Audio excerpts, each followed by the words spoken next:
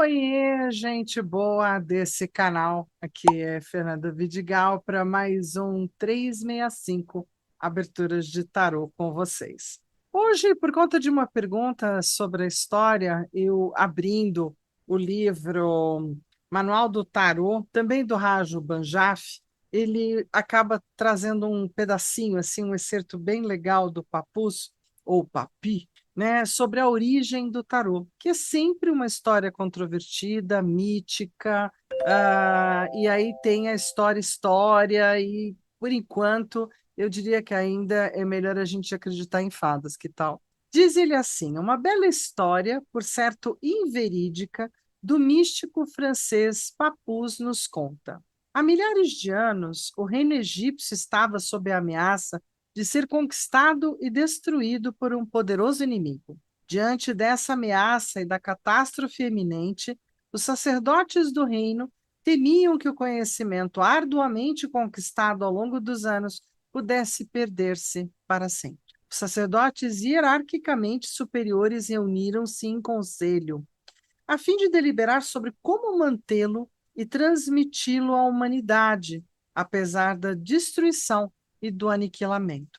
Um dos sacerdotes sugeriu que se entalhassem essa sabedoria nas paredes e nos muros das pirâmides, na forma de desenhos e de símbolos. A sua sugestão, então, no entanto, acabou sendo recusada, com o argumento de que até mesmo as paredes mais fortes são construídas por mãos humanas, sendo assim, portanto, transitórias.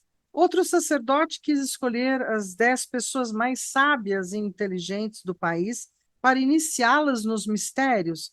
Elas, por sua vez, antes de morrer, transmitiriam conhecimento a outros e assim a outros que também considerassem pessoas sábias. Contra essa sugestão, no entanto, outro sacerdote opôs o argumento: a sabedoria não é um estado duradouro, e muitas vezes o sábio se transforma num tolo. Dessa maneira, a estabilidade do nosso conhecimento não estará segura. No entanto, há algo que é estável na humanidade: o vício. Portanto, devemos confiar nossos conhecimentos ao vício. Portanto, devemos confiar os nossos conhecimentos àqueles que vão transcender o tempo. Só assim poderemos ter a certeza de que ele sobreviverá a todas as intempéries e mudanças ao longo do tempo. Essa sugestão foi unanimemente considerada boa e eles passaram a desenhar todo o conhecimento reunido pelos sacerdotes nas imagens das cartas. Essas foram então distribuídas ao povo, que fez do jogo um dos vícios ou paixões prediletas. Essa é uma história gostosa de ter como sendo a história do tarô. É ou não é? Uma bela história. Não há nenhuma certeza, como diz o Rajo, a respeito da origem das cartas, mas um grande número de hipóteses. O certo é que o jogo se difundiu na Europa com o aparecimento dos ciganos. Se estes, de fato, o trouxeram consigo, ou se ele provém do Egito ou da Índia, ou se tem uma origem totalmente diferente, ainda não ficou comprovado. Há alguns indícios de que, ao menos, as cartas dos arcanos menores surgiram sim na Europa durante a Idade Média, e hoje, inclusive, com algumas informações de que teria vindo pelo lado mameluco, pelo lado árabe, pois há menção do tarô na Europa por ocasião de sua proibição na cidade de Berna, em 1367. 10 anos depois, esse aparecimento também foi documentado em Florença, quando surgiu sua primeira denominação como Naib, ou melhor, Naib. Então, assim, o nome Naib, ou Naib, né, Nabê, que vai levar a Nep, que vai levar a naipes, que vai levar aos naipes do tarô. Então, assim, há várias possibilidades. Adoro falar disso porque essa é a parte gostosa de imaginar que a gente estuda algo velado, não velado, certo, não certo. É a mística do tarô desde o tempo que eu sou garota. Bom, temos uma abertura para hoje, vamos lá nela.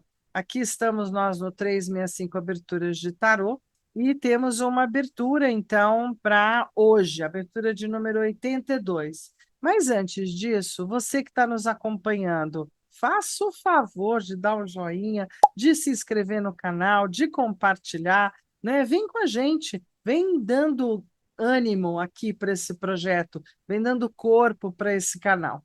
Mais do que isso, se você quer uma jogadinha dessa para você de presente, bonitona, toda exclusiva e velada, só entrar no grupo do WhatsApp do 365. Como é que eu faço? Ocorre aí embaixo, tem um link, no meu canal ao alto do YouTube tem um link, vai lá, clica, entra no grupo do WhatsApp para participar dos sorteios e do bate-papo animado da turminha que está lá. Combinado? Então, nessa abertura de hoje, de número 82, é a abertura do Desiste ou Vai à Luta. É mais ou menos assim essa história.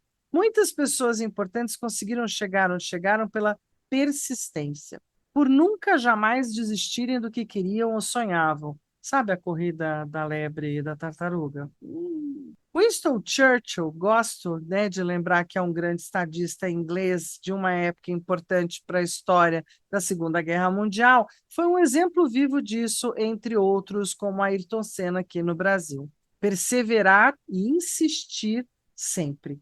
É isso que vamos olhar nessa abertura. Então tá, deixa eu sair daqui para não te atrapalhar e você anotar, então, a abertura, que vai ser feita assim, são 3 triângulos. O do centro é um triângulo maior. No primeiro triângulo, a pergunta ou as perguntas vão ser assim, ó, carta 1, qual o meu verdadeiro chamado? Ou qual o meu verdadeiro assunto? Ou qual é o que eu estou olhando? Lembra que a gente sempre pode adaptar qualquer uma das aberturas do 365 para uma querência, um tema, uma questão que você está aí na tua mão para resolver. Então, qual o verdadeiro chamado? Carta 2, o que ocorre se eu desistir?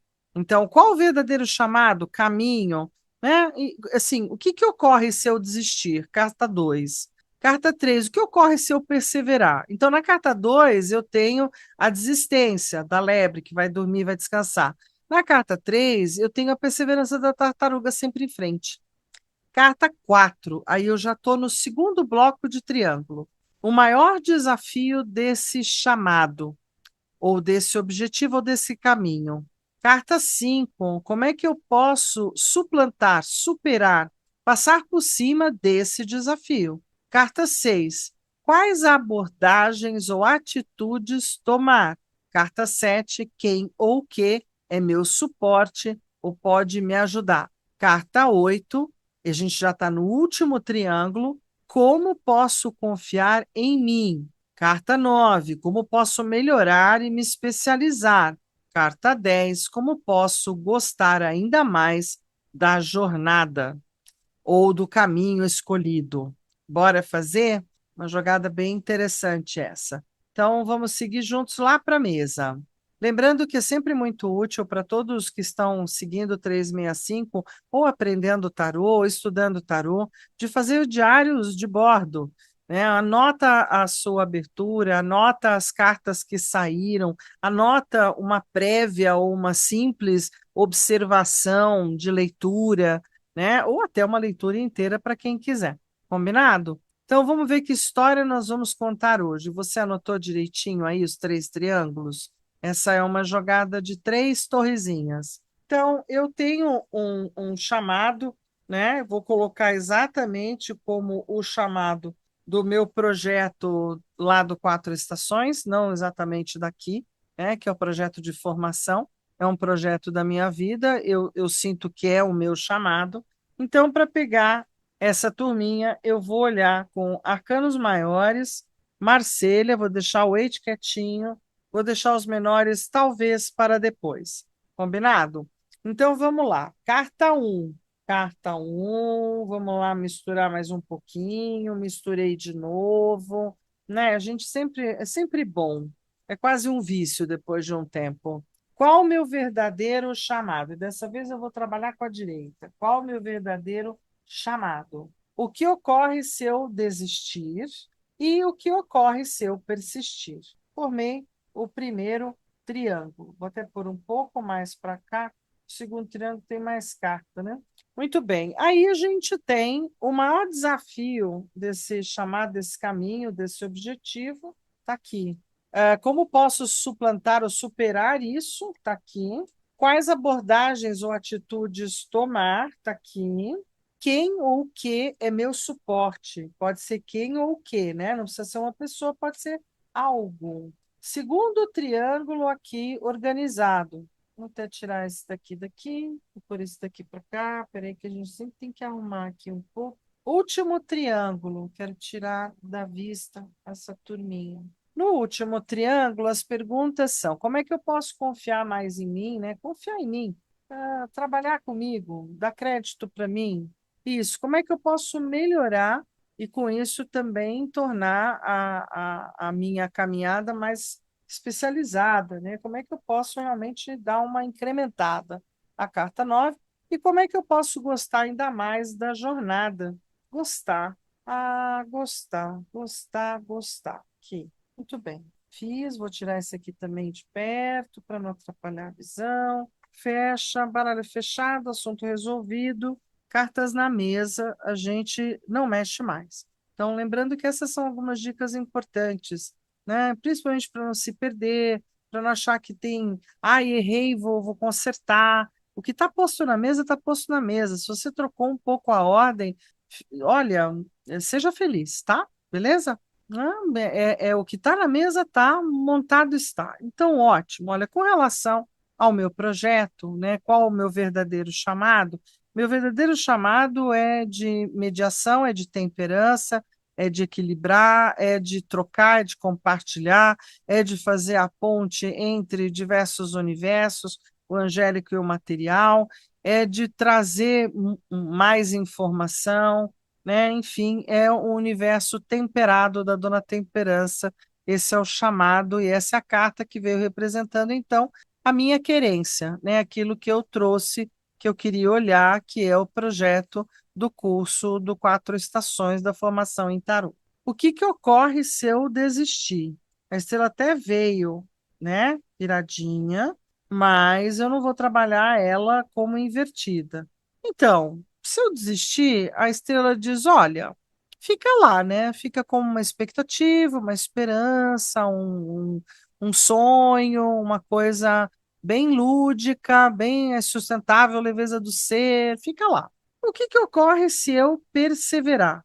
A Imperatriz. Então, veja, Fernanda, qual é a melhor carta aqui? Olha, a estrela fala de um sucesso lá à distância, ou muito como uma própria estrela, né? O brilho lá no céu, que a gente nunca sabe se ainda está lá, não está, é uma esperança, uma expectativa para o futuro e que muitas vezes pode não se efetivar.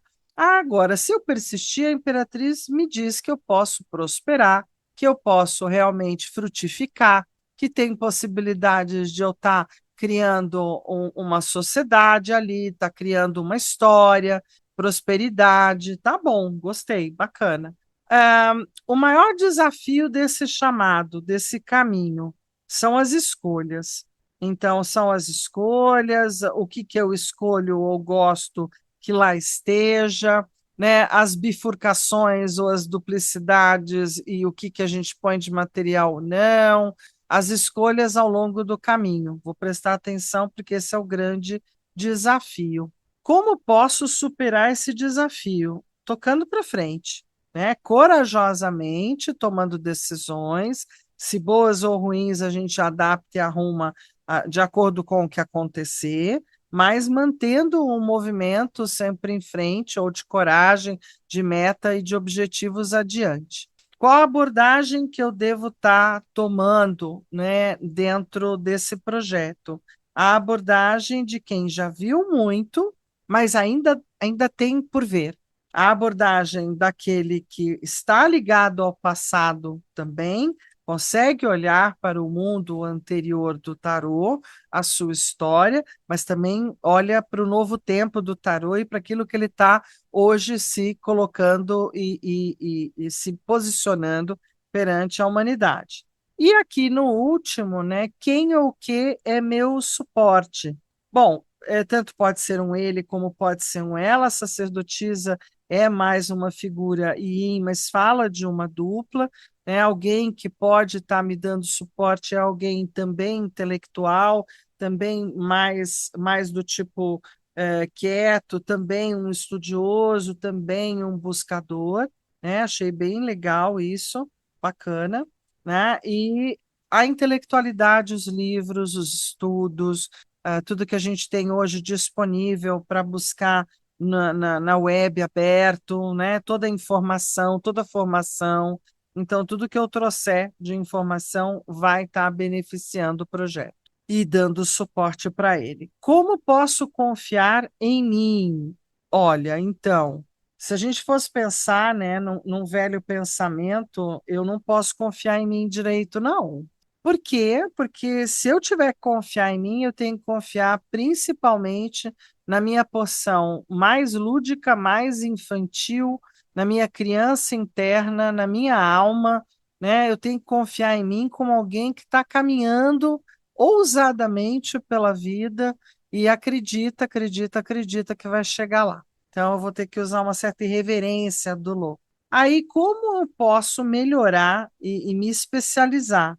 Indo para o mundo, indo para as cabeças, né? Ampliando os horizontes, contactando cada vez mais autores, pessoas e possibilidades. Então, dá para melhorar e dá para me especializar indo para o mundo e contando para todo mundo. Como posso gostar ainda mais dessa jornada, tornando ela cada dia mais verdadeira, mais realizada, né, mais acontecida, mais presente, mais materializada, eu acho que é a palavra mais do imperador, mais trabalhada, né, mais persistente.